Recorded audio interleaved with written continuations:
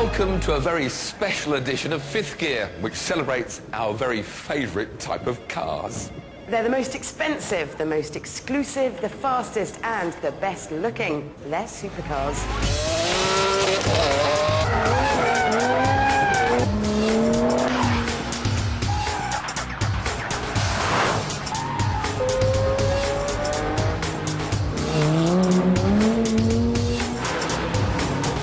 We're going to begin with the first name in supercars, Ferrari. When they launched their awesome Enzo to the world back in 2002, they invited just one British TV presenter to drive, me.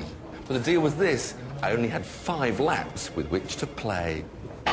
This is my day trip to northern Italy, Modena, Ferrari town. We've been asked to drive the most important new car of them all, the flagship Enzo Ferrari. But first there's time to soak up the atmosphere, because here there's something for the tifosi around every corner. Filming with Ferrari is a privilege, albeit a uniquely Italian experience.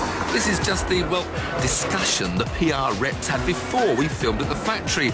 But this wasn't my main concern, because me and the test driver don't really get on. I upset the test driver last time I was here in the F50. Dario Bertuzzi. I dared to challenge what gears he was going to use in different corners, and he seemed to take it very personally as an insult. He thinks I'm an English idiot, I think. But I wasn't going to let that bother me. Not when there's a £420,000 car to take my mind off it. Only 349 Enzos will be built, the theory being you should always make one less than you think you can sell. It has a V12, 660 horsepower, does 220 miles an hour. The funny thing is, you see pictures before you come in magazines, and you get this idea of it, and you think it looks a bit ugly in the magazines, and you start criticising it because, you know, you get a bit picky. And then you see it for real, and all the hair stands up on your arms. And it looks stunning. Where's Dario? Is he here yet? Oh, there he is at the door. Robin, quick, there's a shot of Dario over there. There's Dario. Back at the doorway. The doorway.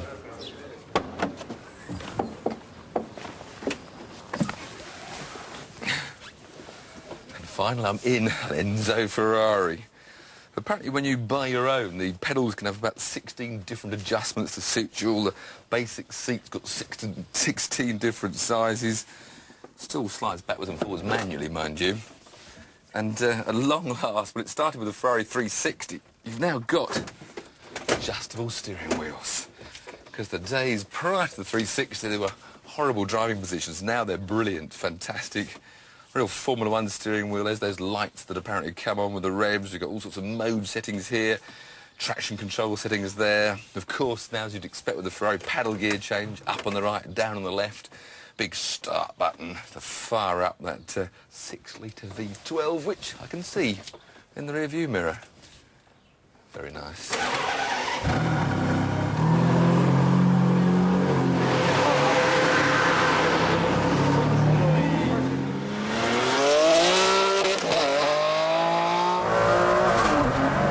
First impression, you get that lovely V12 engine behind you, the blip of the down change that comes automatically, and a huge surge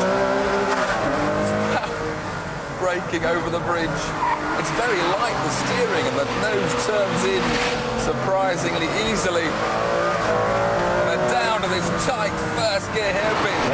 Pull one gear, pull the second, turn, the front response, steering very light, floor the throttle, and and the traction control was killing me. Sorry, but I can't drive a Ferrari with that on. I think I've hit the right button. They didn't tell us how to get rid of it. Now the Ferrari's alive. The lights on the wheels scream up through the revs. Oh, don't look at that chicane, Tiff. It's not there, is it? Oh, it is. That blip, you feel the rear end squirm a bit if you change down too early. You want to be later on that. But then, oh!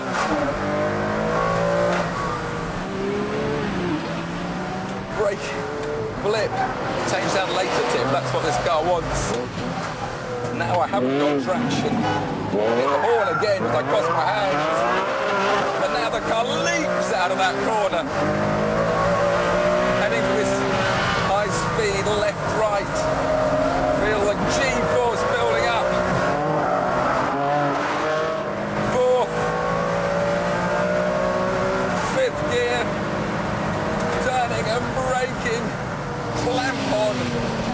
can't believe how good the brakes are. But I believe that the 600 horsepower right underneath my foot. Oh!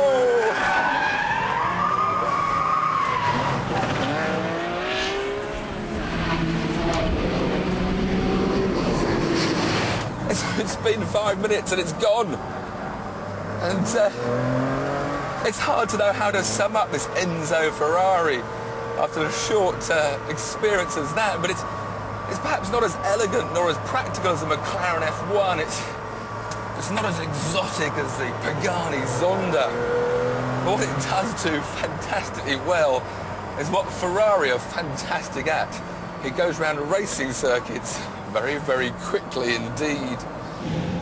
Just one loose end then. My lap time of 1 minute 34 may have been 4 seconds slower than the great Dario, but not bad considering I'd only had 5 minutes and he's here every day.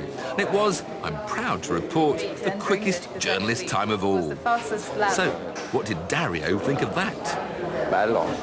There you go. Bello. Friends again.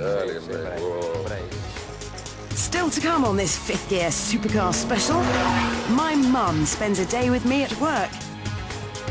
And Jason drives the perfect Pagani Zonda.